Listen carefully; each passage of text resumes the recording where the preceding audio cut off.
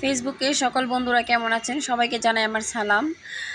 আর আজকে আমি একটু কাজ করব ঘরে। তার জন্য টিভি টলি প্রথমে মুছে নিচ্ছি আমি। সকালে ঘুম থেকে উঠে নাস্তা করে নিয়েছি, চাটাও করে নিয়েছি।